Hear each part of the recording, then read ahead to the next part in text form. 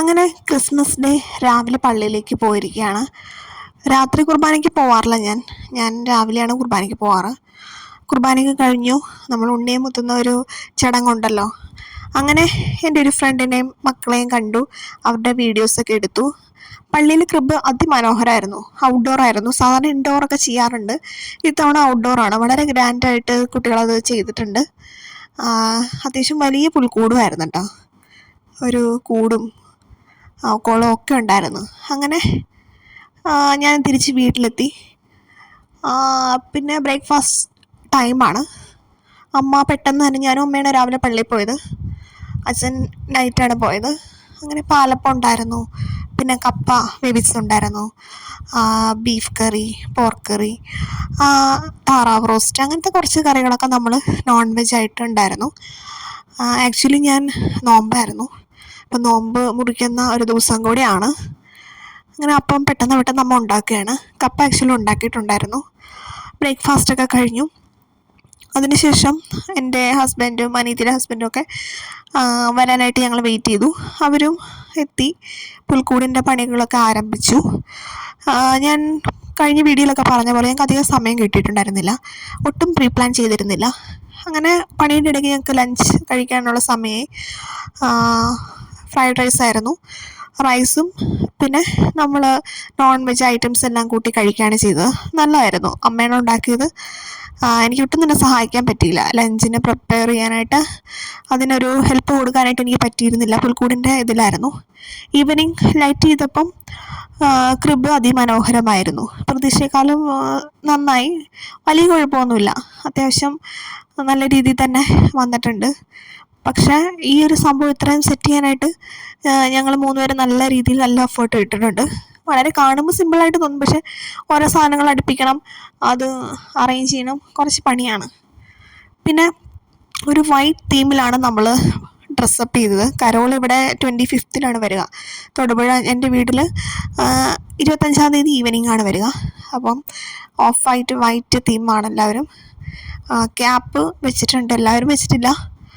അങ്ങനെ എൻ്റെ കസിൻ ബ്രദറൊക്കെ വന്നു, മക്കളൊക്കെ ആയിട്ട് വന്നു. അപ്പോൾ അവരുമായിട്ട് ഞങ്ങൾ കുറച്ച് നേരം സംസാരിച്ചു. അപ്പോൾ കരോൾ ഞങ്ങളുടെ വീട്ടിലെത്താറായിട്ടുണ്ട്. അപ്പോൾ 25-ാം തീയതി രാത്രിയിലാണ് കരോൾ വരിക. ഇവിടെ യൂണിറ്റ് വൈസാണ്. എല്ലാവർക്കും പാർട്ടിസിപ്പേറ്റ് ചെയ്യാൻ കരോളില്ല, പക്ഷേ ഞങ്ങളങ്ങനെ തിരക്ക് കാരണം അങ്ങനെ പോകാറില്ല.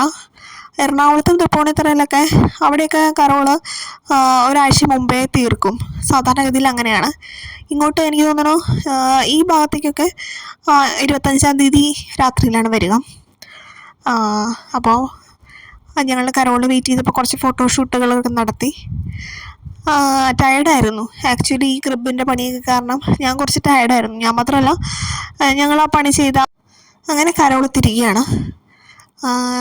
അവർ വരുമ്പം അവരുടെ കയ്യിൽ പടക്കം ഉണ്ടാവും, അത് പൊട്ടിച്ചിട്ടാണ് അവർ വരിക. കുറേ പേരുണ്ടായിരുന്നു, അത്യാവശ്യം നല്ല രീതിയിൽ ആളുണ്ടായിരുന്നു. അപ്പോൾ നമ്മുടെ വീട്ടിലേക്ക് ഉണ്ണീനെ ആയിട്ട് വരികയാണ്. ജസ്റ്റ് ഉണ്ണീനെ അകത്ത് കയറ്റും. നമ്മൾ ഫാമിലി മെമ്പേഴ്സ് എല്ലാം അവിടെ നിന്ന് യൂണിറ്റിലെ ഒരു ലീഡർ ഉണ്ടാവും, അവർ പ്രാർത്ഥിക്കും. എന്നിട്ട് നമുക്ക് നേർച്ച ഇടാനുണ്ടെങ്കിൽ അങ്ങനെ ഇടാം. പിന്നെ ഉണ്ണിയെ നമുക്ക് റൂമുകളിലൊക്കെ കൊണ്ടുപോകാം. അങ്ങനെയൊക്കെ ഒരു പതിവേട് ഉണ്ട് കേട്ടോ. അപ്പോൾ ഉണ്ണീനെ അനിയത്തി റൂമിലൊക്കെ കൊണ്ടുപോയി തിരിച്ച് ഉണ്ണീനെ ഏൽപ്പിക്കുകയാണ് കരോൾ ടീമിന്. പിന്നെ ഞങ്ങളുടെ അടുത്തുള്ള വീടുകളിലേക്ക് കരോള്, ഞങ്ങളുടെ വീട് കഴിഞ്ഞ് തൊട്ടടുത്ത വീട്ടിലേക്ക് കരോള് പോകുന്നതിനോടൊപ്പം ഞാനും ഹസ്ബൻഡും പോവുകയുണ്ടായി. ടയർഡാണെങ്കിലും അതൊരു മര്യാദയാണല്ലോ. നമ്മുടെ വീട്ടിൽ വന്നിട്ട് പറ്റുന്നവരൊക്കെ അതിൽ ജോയിൻ ചെയ്യുന്നത് നല്ലതാണല്ലോ. അങ്ങനെ എനിക്കിഷ്ടമാണ് കേട്ടോ ഇങ്ങനെയൊക്കെ പോകാൻ. അങ്ങനെ ആ വീട്ടിലെത്തി. അവിടെ നല്ല രീതിയിൽ ലൈറ്റപ്പ് ചെയ്തിട്ടുണ്ടായിരുന്നു. ക്രിബൊക്കെ ഉള്ളിലാണ്, പക്ഷേ എല്ലാവരും കൂടി അകത്ത് കയറണ്ടല്ലോ എന്നുള്ള രീതിയിൽ ഞാൻ പുറത്ത് തന്നെ നിന്നു. അപ്പോൾ അവിടെ പൂത്തിരികളൊക്കെ കത്തിക്കുന്നുണ്ടായിരുന്നു, അതുപോലെ പടക്കമൊക്കെ പൊട്ടിക്കുന്നുണ്ടായിരുന്നു. പിന്നെ കുറേ പേരൊക്കെ ഫോട്ടോസ് എടുക്കുന്നുണ്ടായിരുന്നു. അതൊക്കെ കണ്ട് ഞങ്ങളിങ്ങനെ നിന്നു. അപ്പോൾ അവിടുത്തെ പ്രാർത്ഥനയൊക്കെ കഴിഞ്ഞ് പിന്നെ അടുത്തത് എൻ്റെ കസിൻ്റെ വീട്ടിലേക്കാണ് പോയത്. അടുത്ത വീട് എൻ്റെ കസിൻ്റെ വീടാണ്. അപ്പോൾ അവിടേക്ക് വരുന്നില്ലെന്നുള്ള രീതിയിലാണ് ഞാനിരുന്നത്. അപ്പോൾ എൻ്റെ കസിൻ ബ്രദർ നിർബന്ധിച്ചു, വരണം എന്നുള്ളത്. അവൻ്റെ വീട് ഫുള്ള് ലൈറ്റപ്പ് ചെയ്തിട്ടുണ്ട്. വീട് മാത്രമല്ല, വീടിൻ്റെ മുറ്റവും പരിസരങ്ങളും ഉൾപ്പെടെ ബൾബ് വെച്ച് നല്ല രീതിയിൽ ഡെക്കറേറ്റ് ചെയ്തിട്ടുണ്ട്. എല്ലാ തവണയും അങ്ങനെ തന്നെയാണ് കേട്ടോ. അതിനോടൊരു ക്രേസുള്ള ആളാണ്. പിന്നെ അത്യാവശ്യം വെടിക്കെട്ട്, ചെറിയ രീതിയിലുള്ള പടക്കം, പൂത്തിരി അതൊക്കെ അവിടെ സെറ്റ് ചെയ്തിട്ടുണ്ടായിരുന്നു. വീട് തന്നെ മൊത്തത്തിൽ ലൈറ്റപ്പ് ചെയ്തൊരു പ്രത്യേക ഭംഗിയായിരുന്നു കേട്ടോ അത്. അപ്പോൾ ഞാനത് എക്സ്പെക്റ്റ് ചെയ്തിട്ടുണ്ട്. എല്ലാ തവണയും അങ്ങനെ തന്നെയാണ്. ഒരുപാട് ലൈറ്റപ്പ് ചെയ്തിട്ടുള്ളൊരു വീടായിരുന്നു. പിന്നെ ചെറിയ രീതിയിൽ ക്രിബ് ഉണ്ടായിരുന്നു. അങ്ങനെ എല്ലാ കാര്യങ്ങളും ഉണ്ട്. മെയിൻ ഫോക്കസ് ഇവിടെ പടക്കങ്ങളായിരുന്നു, അതുപോലെ ലൈറ്റ്സും. ഇവിടെയും കുറേ കുട്ടികൾ ഫോട്ടോഷൂട്ടുകളൊക്കെ നടത്തി.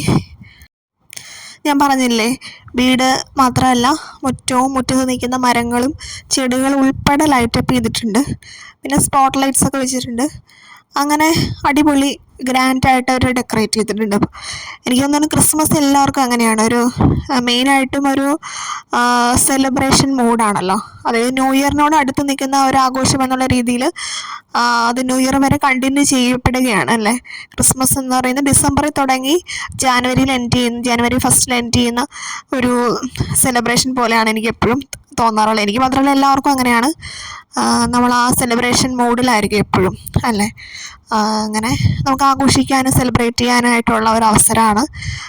എല്ലായിടത്തും അങ്ങനെ തന്നെയാണ്. എനിക്ക് തോന്നുന്നു കേരളം ഫുള്ള് ആളുകൾ ആഘോഷിക്കുന്ന ഒരു ഉത്സവമാണ്. ഇപ്പം ക്രിസ്ത്യൻസ് മാത്രമല്ല, നോൺ ക്രിസ്ത്യൻസും ഇപ്പം ഒരുപാട് സെലിബ്രേറ്റ് ചെയ്യുന്നുണ്ട്.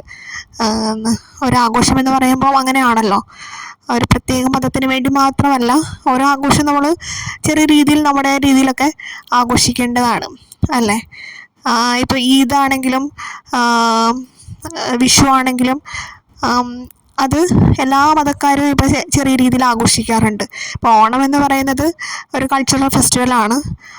പക്ഷേ പണ്ടത് ഹിന്ദു മതത്തോടു കൂടി ചെയ്തിരുന്ന കാര്യങ്ങളായിരുന്നു. പക്ഷെ അത് നമ്മളിപ്പോൾ എല്ലാവരും ചെയ്യുന്നുണ്ട്. അതുപോലെ വിഷു, റംസാൻ, ബക്രീദ് അതെല്ലാം ചെറിയ രീതിയിൽ സ്റ്റാറ്റസ് ഇടാൻ വേണ്ടിയിട്ടെങ്കിലും അതിൻ്റെ ആ ഒരു ആഘോഷത്തെ, ആ മതത്തിൻ്റെ ആചാരത്തെ നമ്മൾ റെസ്പെക്റ്റ് ചെയ്യുന്നുണ്ട്. അങ്ങനെ തന്നെ വേണം അത്. പിന്നെ ക്രിസ്മസ്, ദീപാവലി, ന്യൂ ഇയർ ഇതൊക്കെ വരുമ്പോൾ എപ്പോഴും നമ്മൾ സെലിബ്രേറ്റ് ചെയ്യുന്നത് ലൈറ്റ്സ് വെച്ചിട്ടാണ്. അതുപോലെ തന്നെ പടക്കങ്ങൾ, പൂത്തിരികൾ ഇതെല്ലാം നമ്മുടെ ഒരു ആഘോഷത്തിൻ്റെ ഭാഗമാണ്. അല്ല, അതൊന്നും കളറാക്കാൻ വേണ്ടിയിട്ട് ചെയ്യുന്ന കാര്യമാണ്. പക്ഷെ എപ്പോഴും സേഫ്റ്റി നമ്മൾ നോക്കേണ്ട ഒരു കാര്യമാണ്. അതായത് ആഘോഷത്തിൻ്റെ തിരക്കിൽ, സന്തോഷത്തിൽ സേഫ്റ്റി മറന്നു പോകാറുണ്ട് അല്ലേ. ഇലക്ട്രിക് ഷോക്ക് വരാം, അതുപോലെ തന്നെ പൊള്ളലേൽക്കാം, അങ്ങനെ പല പല ഇൻസിഡൻസും വരാം. അപ്പം അത് കെയർഫുൾ ആയിരിക്കണം. ചെയ്യുന്ന കാര്യങ്ങൾ ഓരോരുത്തരും ശ്രദ്ധിച്ച് ചെയ്യേണ്ട കാര്യങ്ങളാണല്ലേ. അപ്പോൾ അതുകൂടി നമ്മൾ മനസ്സിൽ വെക്കേണ്ട കാര്യമാണ്. എപ്പോഴും സേഫ്റ്റി കൂടി നോക്കണം.